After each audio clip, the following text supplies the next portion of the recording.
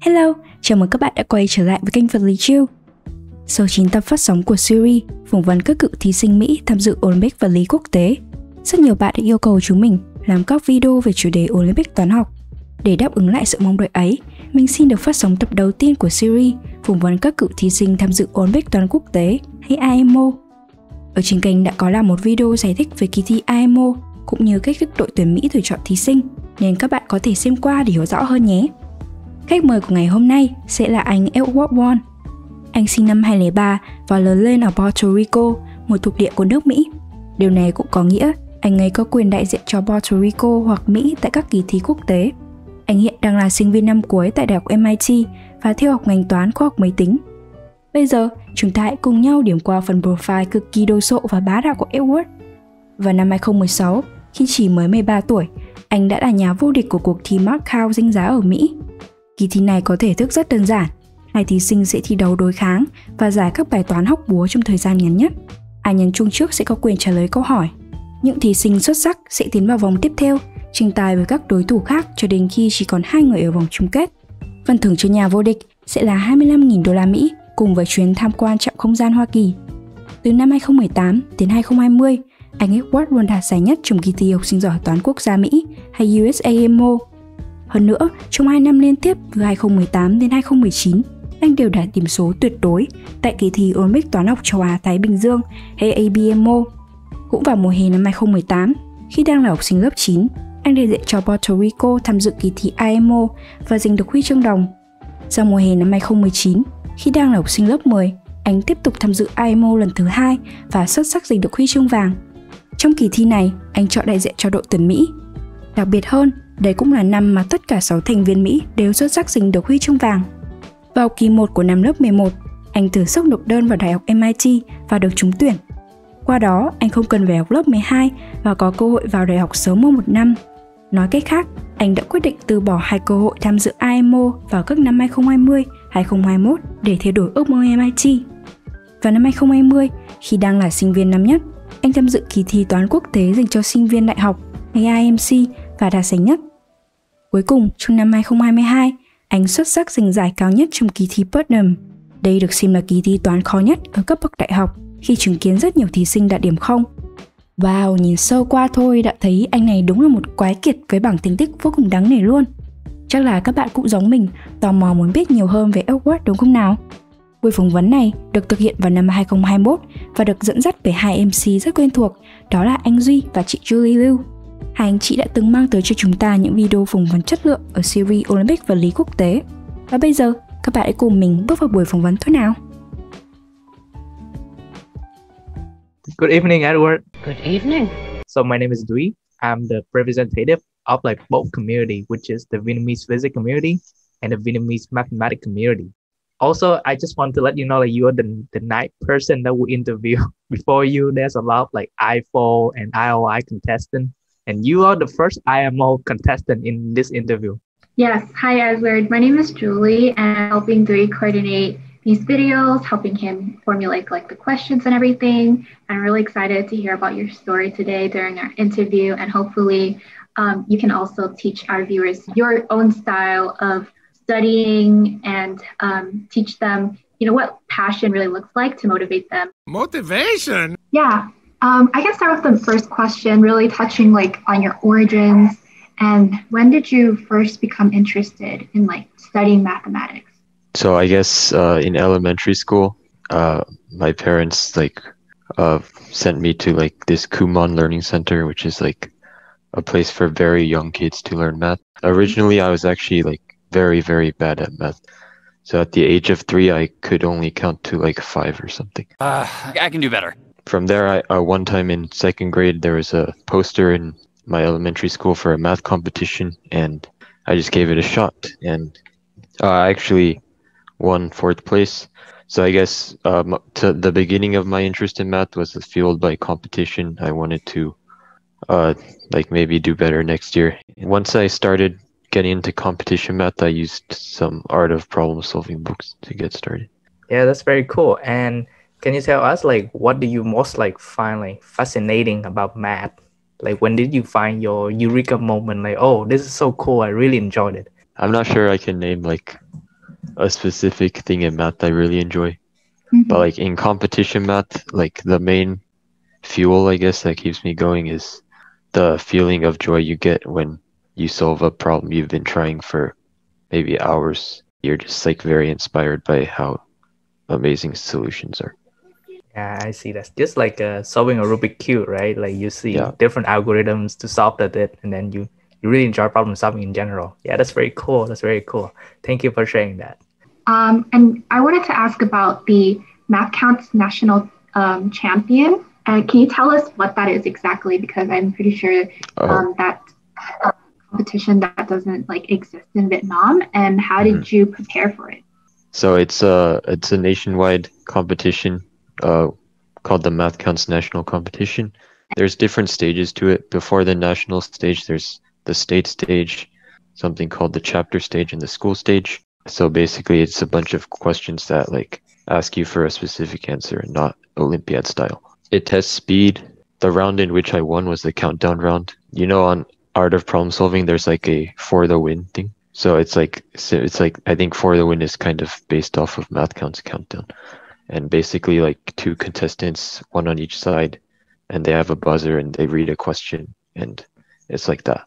We will move on to our next question. And that question is, what is the remainder when 999,999,990? Edward. 31. 31 is the correct answer. Besides reading book and self-studying, do you look for help? Like let's say your teacher or mentor or joining forums? Yeah, my school teacher helped me. She printed some practice tests for me too. And my parents also helped me in that regard. Like I practice with my school team because there's like a team component to the competition as well. Oh, I see. So basically like your school at that time, they really have the program kind of like have like member that used to join that, so you can actually learn from them, gain experience to well prepare. Oh, that's very awesome. It's actually very convenient to have like, you know, people who join before you, because some school like around the US, they don't even have a club or something that talk about Math Olympiad, right? So students who really want to join, they have to be on their own. So it's very convenient to have like some school, you know, have that type program. I am alone. Yo, you're also the champion of the Math Count National, right? So how do you feel at that time? Like, I think that's your first ever like achievement in some math competition. Yeah, that's like the first like very big achievement Oh, of wow. my math career. I was honestly not expecting to win, so it was a very happy feeling for me. Wow, that's awesome. So after that middle school, you transitioned to high school, which is the St. John like school. So can you tell us like about the environment there? Because from our research, we know that's a private school, but most of the people that we know study in public school. The like math culture there is maybe not as strong as in the continental United States, but they're very dedicated to each student's learning, and they actually created a math class with just me as a student to help me learn, because I was more advanced than most of my classmates. Wow. So yeah, they're very supportive of me, I'd say, and obviously I had to take a lot of like team selection tests, and the librarian would be the one to proctor me for like 4.5 hours each time. Wow. So yeah, I'm very grateful to them for supporting me throughout my math career. So the math class that I took, in which I was the only student, was multivariable calculus. The year before that, I took AP Calculus BC. Our school is like a college prep school, so they offer a lot of AP courses. And then the year after, I was actually the teacher's assistant for the class I took, multivariable calculus. Oh, that's cool. And that was kind of my math class that year. Because calculus and multivariable calculus are like outside of the scope of Olympiad math in general, they were like limited in helping me for the TST. Nonetheless, they're like higher math, and it's like important to know. So they definitely helped me with my math career in general. You actually studied multivariable calculus during 10th grade. Yeah. Oh my God! Wow! After 10th grade, do you study something beyond, I mean, more advanced math, let's say linear algebra, differential Yeah, equation? During spring last year, I learned some linear algebra and differential equations, actually, 1806 and 1803 at MIT, or from their like website. I wasn't a student at MIT yet, and I just like self-studied at home. It's amazing! Also, can you tell us like when did you learn about the IMO and what made you want to participate in it? I think I heard about the IMO like very early, maybe like elementary school, soon after I started math competitions. It's kind of like viewed as the like top tier like math competition for high schoolers. So I guess like at that moment, I thought like a lofty dream would be to just go to the IMO. Did you ever feel like discouraged during the process? And how did you motivate yourself to like pick yourself back up and self-study? Yeah, there were many times where I like took a TST or another test in the US and I did like 0 problems on a day or something like that. And yeah, I definitely was like very discouraged and disappointed by those results, but like I still just like I still just went back to like seeking the joy of solving problems, and I don't really like dwell on those results. Let's talk about the MOP, because in Vietnam we don't have such wonderful program like that. Like you know, in Carnegie Mellon, it's very awesome, one of the top school too. So can you tell us about your experience in there? Like, was it intense for you? It's not really intense as in like competitive or cutthroat or anything. Oh. I think more than anything, it's like a amazing social experience. And then, of course, we're also like very focused on like lectures and practice tests and all that. It's more of a fun experience. We play like frisbee sometimes. We socialize like playing card games. Oh, cool. I would take some trips during the weekends sometimes to nearby attractions. Never gonna make you cry, never gonna say goodbye, never gonna tell a lie and hurt you. Maybe when you guys playing card game, yeah, you guys probably gonna use some probability things calculate the odds. Yes, thank you so much for sharing your MOP experience, and I hope like students in Vietnam who move to US during like high school time, I hope like they can hearing from your story, they're gonna be motivated and then try the best to one day to get into the MOP, right? Then have the same experience like you playing card, study in Carnegie Mellon in 3 weeks. That's so awesome and amazing. Yes, thank you. It's good to hear that you're able to like also enjoy the camp as well. I know you like attended APMO for like 2 years in a row, and you also got #1 for 2 years in a row. So how did it feel like each time when you won the Olympiad, and how did you feel like at the second time you win? Like, were you amazed that you got it like 2 years in a row? Yeah, definitely. So APMO, I think, is for me a little suitable because it like tests speed a lot. So it's like 5 problems in 4 hours, which is a lot more time intensive than like 3 problems in 4.5 hours, the standard time controls. So how did I feel? I felt like obviously very excited to perform well on APMO. The 2 years before that, I actually also took APMO, and I just like could not crack the leaderboard in the US.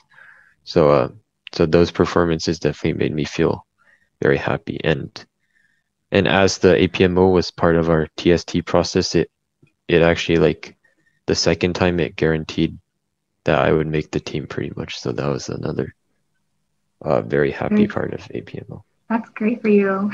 But when you go to the IMO, like the bigger one, so can you tell us your experience during your first time joining the IMO, like in 2018, like your first ever, right? So how do you feel at that time? Oh yeah, I was very nervous. I saw these like people who I had heard of who were like extremely strong, and I felt kind of intimidated, but it was overall a very fun experience. I think my first time being to Europe, Romania. It's a very fun place to be. And there's this like salt mine, and we got to like travel all the way under it in like, I think there was this very long staircase and then just like underwater caves and stuff. Yeah, Wow, that's so cool. I hope that it's gonna be some very good memory for you. In the 2018, I mean, we know that you got the bronze medal, but in 2019, you kind of improved, like huge improvement, from bronze into the gold medal in 2019. So can you tell us like how did you do differently, to get that gold medal? Like how you prepared differently from 2018? I wouldn't say I did that much differently. I still kept going with the like every day I would just print out a problem set and do it. Throughout that year, I had a lot of like better performances, and this gave me like new confidence. But yeah, another thing I'd say is that like the subject distribution in 2019 was pretty favorable for me. And Oh, I see. so I guess luck played a factor as well. I mean, for about luck, I mean, there's a sentence that like, the more hard work you put in it, it's kind of like proportional to luck too, right? So it's just your hard work, right, that give you the gold medal.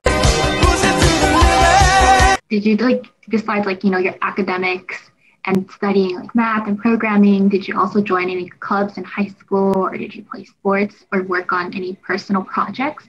So I lived very close to the beach in high school, so I guess I like to like take long walks on the beach and maybe like throw a ball around or something.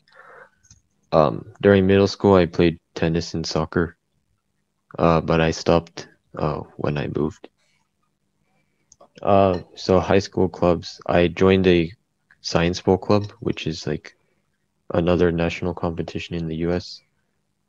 So it's like a team competition, and I just represented my school at like local Science Bowl competitions. And so this is the last question for the Olympiad. So when you go to the IMO in in both years, 2018 and 2019, do you have a chance to meet the Vietnamese team? And if you do, like, can you share your experience about them?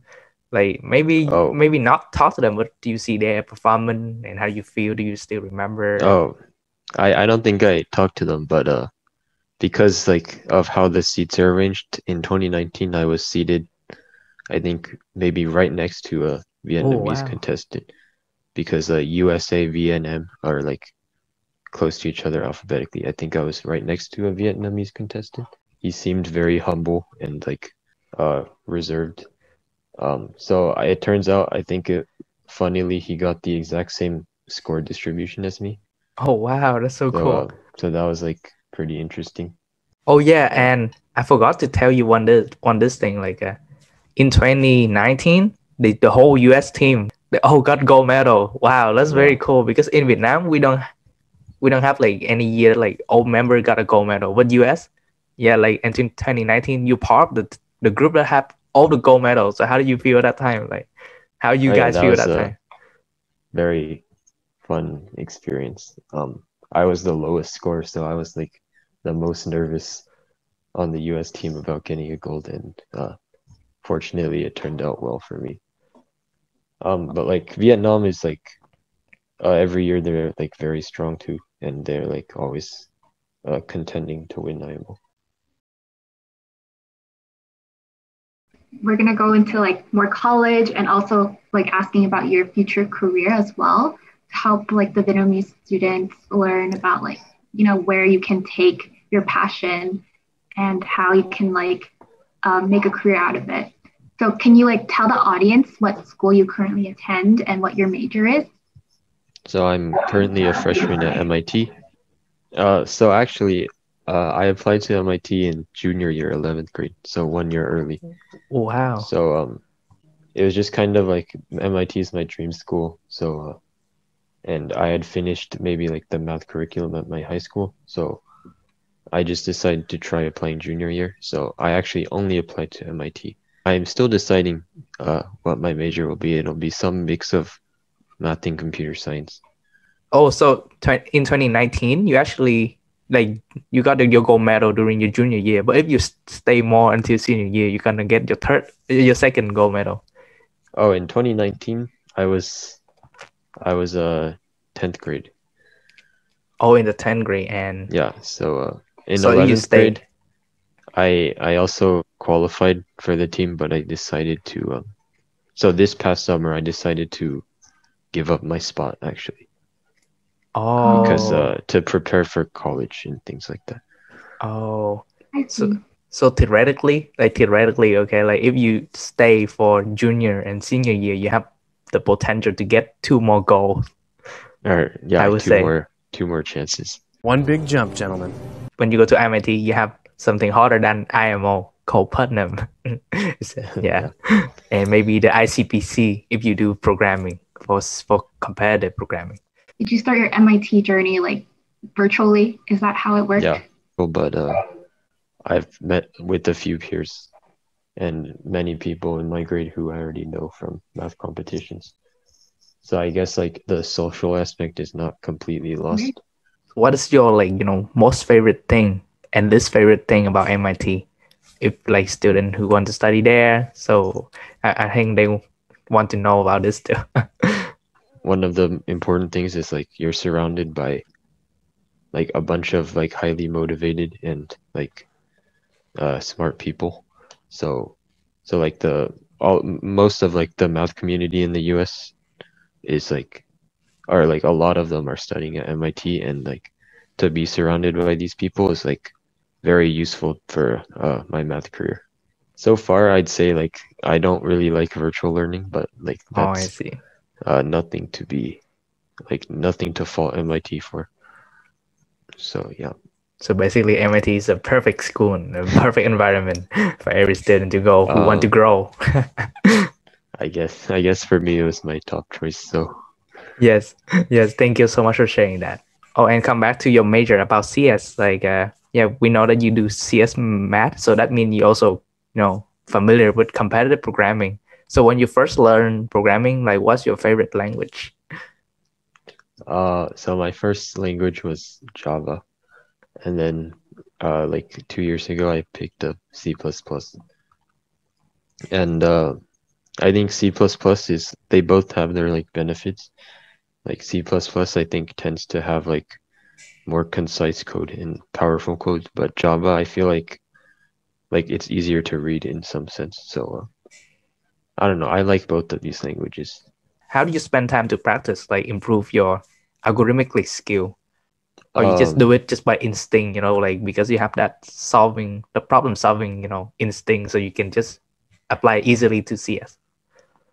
I mean, like I guess like CS and math are connected, so I guess math like the solution to a lot of problems, especially on Codeforces, is like just like math pretty basically reduces to a math problem. So that's like very helpful. I guess I bought like a few books on competitive programming, which also helped. But yeah, mostly my routine for practicing for competitive programming is just like do some online coding problems. Right. And you mostly visit like Codeforce, like LeetCode and that's HackerRank in general. Awesome. Mostly just Codeforces. Yeah. Over winter break, there's a course at MIT where we need to build like a robot to play poker. Oh, really? So I guess I've been working on that a little bit over the past few weeks. Hey. Wow. So like you part in which part is that? Like which part of the robot are you working on? The algorithm to play poker? So it's actually like a variant of poker where you have like 6 cards and you need to split it into 3 hands. So I guess like we need to work on splitting and then actually work on playing poker with each of those hands. Wow, that's so cool. So, yeah. That's really nice. That's really nice. I hope I can, join such wonderful project like that if I have enough skill for it. I mean, I'm studying EE. I'm more focusing on like the circuit part. So for those programming for the software, yeah, I need more learning more. Yeah, that's very cool. Very cool. It might be too early to ask this, but maybe you have an idea, for your plans after college and what kind of like job or career that you want to pursue. Like, do you know what those are? Are you planning to like pursue higher education, like grad school? Yeah, so I think my three like big options right now are grad school, software engineering, and like the finance industry. Okay. Why the finance Um, industry?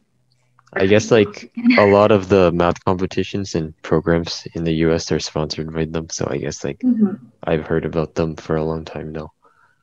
I also know that like like the skills you gain in math competitions, like quantitative skills, can be like applied well in those fields, and like a lot of former math competition students go there. Are you really like right now preparing for Putnam, and when you decide to take it? There's actually going to be a unofficial Putnam in about a month, so I plan to take it.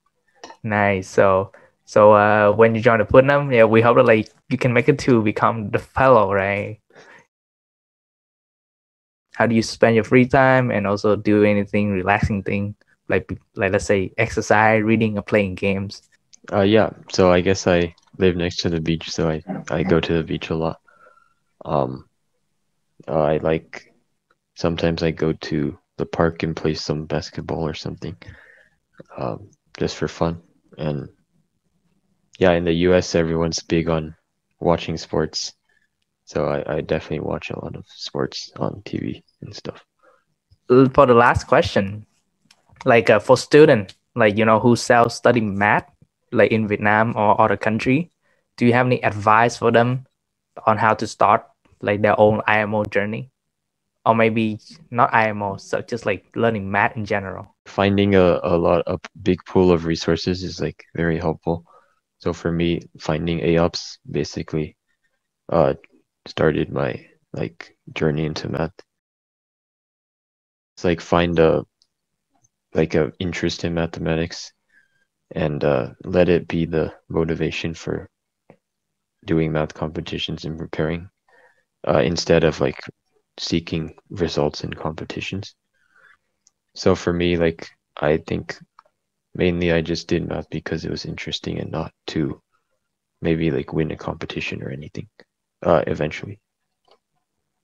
So I guess yeah, like find something you like in math and then like use it as fuel to study math. Do you have any like word of encouragement to the student, like during the learning process they could feel down, like just like you said, like you feel frustrated when you like cannot solve a certain problem, you cannot find a solution, also some topic that you don't know, and then it's too advanced for you. Yeah, do you have any word of encouragement to help them push through those difficulty? I mean, yeah, sometimes when I find a problem too hard, what I'll do is I'll just like save it away for like a year later or something, come back. And so maybe like if you're struggling with the problem or like you didn't do well on an exam, just come back next year and maybe by then you'll be able to solve it or something. So that's like that happened many times for me, and it will probably happen to anyone practicing math. For the student who want to join the IMO in 2021, do you have any word or message to tell them? I mean, I kind of just treated it as like any other math competition. Don't get too frightened by like the scale of it. So maybe in my first year, I was a bit scared of like, oh, it's the IMO, it's this big competition with everyone in the world. Since you've been studying so hard, like results will come. That's basically all. Yes, thank you so much, Edward. Like, we really appreciate your story about your like from journey from middle school until college. Also, like very valuable information. Like we never heard so many crazy things. Like you applied to MIT during junior year, you studied Cal BC during ninth grade. Right, that's so amazing. Like yeah, we like never heard something like that. Like it's kind of like mind blown right now. Yeah, it's very wonderful story, and you very a gifted student like in terms of like mathematics and science. And so on the behalf of the Vietnamese like mathematics community, like I and Julie, thank you so much for your joining in this like interview. And we definitely like learn a lot from you. Like even there now we kind of like older than you, but still learn a lot from you. Like you actually inspire us right now. To be honest, like like in terms of like, you know, advanced learning, like self-study, being curious on your own. Like, yeah, you see, you have to make the decision between like getting 2 more IMO or going to college, right? You make a lot of like, you know, tough decision at that time as a high schooler, right? So yeah, we learn a lot from that, and I hope this same experience, the student in Vietnam, they also learn as well. And one day, hopefully, they can study abroad, like go to MIT, and they know who you are. Like, oh hey, I know Edward. Like he won IMO like this, and he inspired us. And then we would just want to say thank to him, maybe at MIT or something like that. Yeah, hopefully. Yes, yeah, I'm pretty sure it's like happening again because it says it's unstable. But yeah, like we said, he's like basically covered everything. I'm also like really grateful to have like heard your story today and to be able to meet you and like being given the opportunity to interview you about like your life and everything. So thank you for your time, and I'm looking forward to, you know, seeing what you do in the future as well. Yeah. Yes. Thank you so much, Edward. Yes. Thank you guys for having me. Yes. Thank you, Edward. Have a great evening. Qua buổi phỏng vấn vừa rồi, mình tin rằng có rất nhiều bạn nghĩ giống mình. Anh Edward quả là một người rất khiêm tốn và cực kỳ tài năng. Lộ trình học tập của anh tuy có điểm khác so với các bạn Việt Nam, nhưng rất đáng để chúng ta điểm qua. Anh đa phần học tập và rèn luyện kiến thức toán học từ các bộ sách của hệ thống Art of Problem Solving hay AOBS. Dành cho bạn nào không biết thì AOBS là tổ chức chuyên cung cấp các khóa học và sách để hỗ trợ cho những bạn muốn tham gia các kỳ thi toán. AOBS cũng là một trong những nhà tài trợ lớn của kỳ thi học sinh giỏi toán quốc gia Mỹ. Quay trở lại với lộ trình học tập của anh Edward, ngay từ lớp 9, anh đã bắt đầu học giải tích 2, hay còn được gọi là AB Calculus BC ở hệ thống trường cấp 3 bên Mỹ. Sang năm lớp 10, anh học lớp giải tích 3 được dạy từ trường của mình. Và năm lớp 11, anh tự học đại số tuyến tính và phương trình vi phân từ trang MIT OpenCourseware của Đại học MIT. Đây là một trang web dạy miễn phí nên mọi người có thể xem qua nhé. Khi lên MIT, do theo học ngành khoa học máy tính nên anh bắt đầu rèn luyện kỹ năng lập trình của mình nhiều hơn. Anh thường luyện giải thuật trên trang Codeforce và hiện đang giữ mức rank Grandmaster. Bên cạnh toán và khoa học máy tính, anh cũng có hứng thú đến lĩnh vực tài chính và làm thực tập tại các công ty lớn như Firings, Citadel Security trong vai trò là người nghiên cứu định lượng. Dù hăng say trong học tập như thế, nhưng anh vẫn luôn biết cân bằng thời gian để tập thể dục thể thao như chơi bóng rổ hoặc là đi dạo biển. Ngoài ra, anh Edward cũng có chia sẻ về việc đã từng ngồi kế bên anh Nguyễn trong kỳ thi IMO năm 2019. Về anh Nguyễn, anh là cựu học sinh trường phổ thông năng khiếu Đại học Quốc gia Thành phố Hồ Chí Minh và xuất sắc giành được huy chương vàng cho đội tuyển Việt Nam. Hiện tại, anh đang học toán khoa học máy tính ở Đại học Đức. Điều thú vị hơn là cả hai anh đều đạt số điểm 95,65% cũng như thứ hạng 28 tại kỳ thi này. Nhìn chung, anh Edward luôn dành sự tôn trọng và ngưỡng mộ đến với tuyển Việt Nam chúng ta. Và vừa rồi, kết quả của kỳ thi học sinh giỏi toán quốc gia Việt Nam cũng đã được công bố. Có nhiều bạn không được giải nên có thể cảm thấy buồn hoặc thất vọng về bản thân. Nhưng nhìn những gì anh Edward đã chia sẻ trong buổi phỏng vấn, anh cũng từng trải qua những cảm xúc tương tự khi đối diện với kết quả không như ý tại kỳ thi ABMO đầu tiên. Dẫu vậy, anh luôn nhớ đến động lực chính đã thúc đẩy bản thân theo đuổi toán học. Đó là niềm vui sướng khi tìm được lời giải cho các bài toán khó, chứ không phải là thành tích thi cử. Do đó, các bạn hãy tự hỏi với bản thân rằng bạn bắt đầu yêu thích toán vì vẻ đẹp của sự logic, của những lời giải sáng tạo, của những công trình nghiên cứu thay đổi thế giới, hay chỉ đơn thuần là những bằng khen và tấm huân chương từ các kỳ thi. Ngoài ra, các nhà toán học nổi tiếng thời xa xưa không có các kỳ thi học sinh giỏi để tham gia, nhưng họ vẫn tạo ra những công trình đã góp phần thay đổi thế giới sau này. Mình tin rằng học toán là một chặng hành trình dài và cần rất nhiều thời gian để trau dồi kiến thức, chứ không chỉ xoay quanh việc thi cử. Mình hy vọng rằng những chia sẻ thú vị và lời động viên của anh Edward sẽ tiếp thêm động lực cho các bạn ở trong tương lai. Hãy tin tưởng vào khả năng của bản thân và đừng bỏ cuộc dễ dàng nha. Và đó cũng là những gì mình có ở trong video này. Ở tập tiếp theo, chúng ta sẽ gặp một khách mời cũng đến từ đội tuyển Mỹ. Đáng chú ý là người này còn giành được điểm tuyệt đối, nên phần phỏng vấn chắc chắn sẽ cực kỳ hấp dẫn luôn. Vì vậy, mình hẹn các bạn ở tập tiếp theo nhé. Cảm ơn mọi người đã quan tâm theo dõi. Xin chào tạm biệt và hẹn gặp lại. Bye!